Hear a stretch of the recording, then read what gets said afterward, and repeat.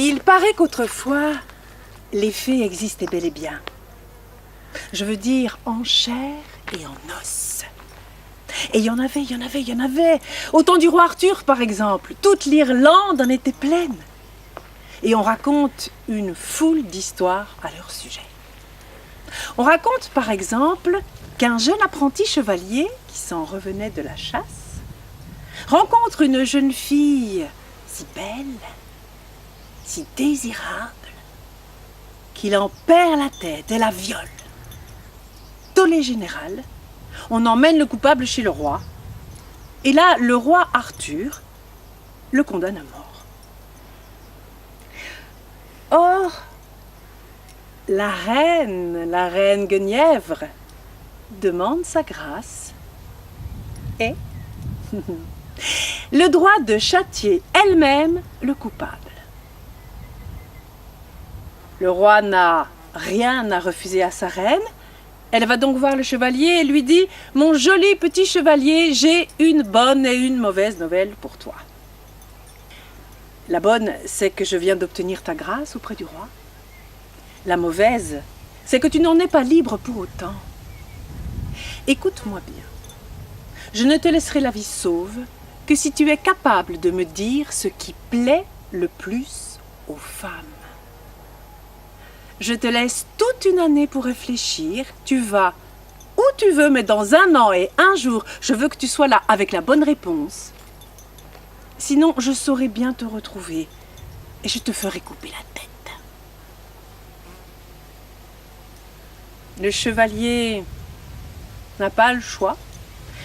Il prête donc serment et part. Et se rend en moult et moult endroits où il entend moult et moult réponses. En premier, on lui parle des richesses, des belles robes, des bijoux, des parures, des cadeaux. Certes, mais vous enlevez les belles robes, tout le reste plaît également énormément aux hommes. D'autres lui parlent des honneurs, de la bonne humeur, certes, du plaisir au lit, certes, mais tout cela plaît également énormément aux hommes.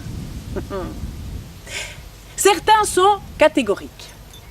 Les femmes sont aux anges quand on les laisse libres de faire exactement ce qu'elles veulent, sans que personne ne leur reproche quoi que ce soit.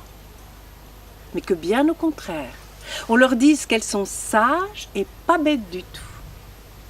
Et ça, messieurs, dames, c'est vrai. C'est vrai. Si, c'est vrai. C'est même tellement vrai que notre chevalier se dit qu'il a là la bonne réponse. Cependant, une petite chose le chiffonne. Il se dit que la reine est une femme comme les autres. Or, aucune femme n'aime s'entendre dire comme cela ces 4 vérités. Et plus il y pense, plus il se dit que la réponse doit être simple et claire, certes, mais aussi agréable à entendre. Et il en est là. Il n'a pas la bonne réponse, il le sait. Cependant, le temps passe et arrive le jour où il doit retourner au château. Ce jour-là, il grimpe sur son cheval et potoclope, potoclope, potoclope, potoclope, potoclope. Cher, basse et triste et morne, comme on disait de ce temps-là, cher pour la tête, il prend le chemin du château. Or voilà. Voilà qu'au détour du chemin, il aperçoit, à l'orée d'une forêt, 24 jeunes filles en train de danser en robe blanche dans une verte prairie. Le spectacle l'éblouit et l'idée lui vient d'aller leur demander si par hasard, elle ne connaîtrait pas la réponse à sa question. Il s'en approche, mais il n'a pas le temps d'arriver près d'elles qu'elles ont déjà disparu et qu'il ne reste plus personne dans la prairie. Enfin, presque plus personne. Il y a là une vieille femme, laide comme 90 guenons, qui s'approche de lui et qui lui dit « Messire chevalier, ce chemin ne mène nulle part. Dites-moi ce que vous cherchez, je peux peut-être vous aider. » La femme est si laide que le chevalier n'a qu'une envie, c'est de fuir très vite et très loin. Mais il se dit que les vieilles personnes savent encore bien des choses.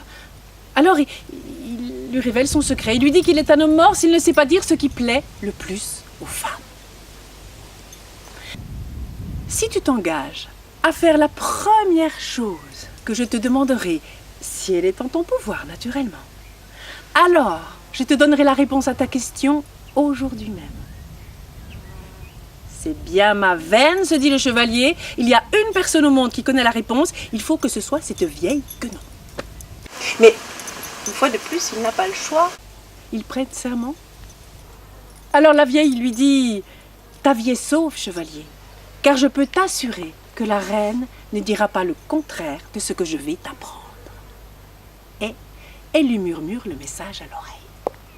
Le chevalier fait grimper la vieille dans son dos et potoclop, potoclop, potoclop, potoclop. Ils prennent le chemin du château. Au château, la reine attendait.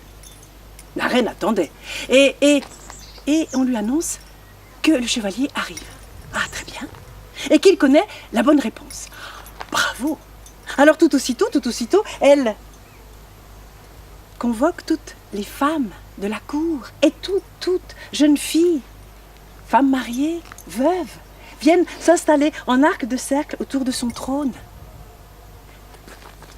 La reine fait paraître le chevalier et lui demande ce qui plaît le plus aux femmes. Le chevalier prend la parole et dit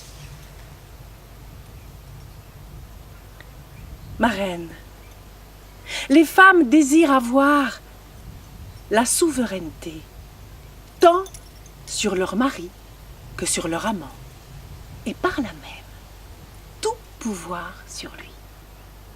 Même si je dois en perdre la vie, j'affirme que c'est là votre plus grand désir. » Eh bien, messieurs, dames, pas une seule femme dans toute l'assemblée pour se lever et contredire le chevalier. Bien au contraire. Et la reine est bien obligée d'admettre qu'il mérite la vie sauve.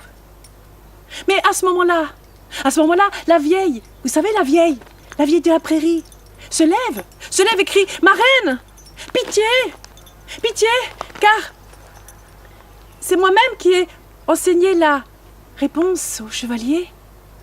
Et en échange, il s'est engagé à faire la première chose que je lui demanderais si elle était en son pouvoir. Aussi, aujourd'hui même, messire chevalier, et devant toute cette cour d'amour rassemblée, je te demande de me prendre pour épouse. »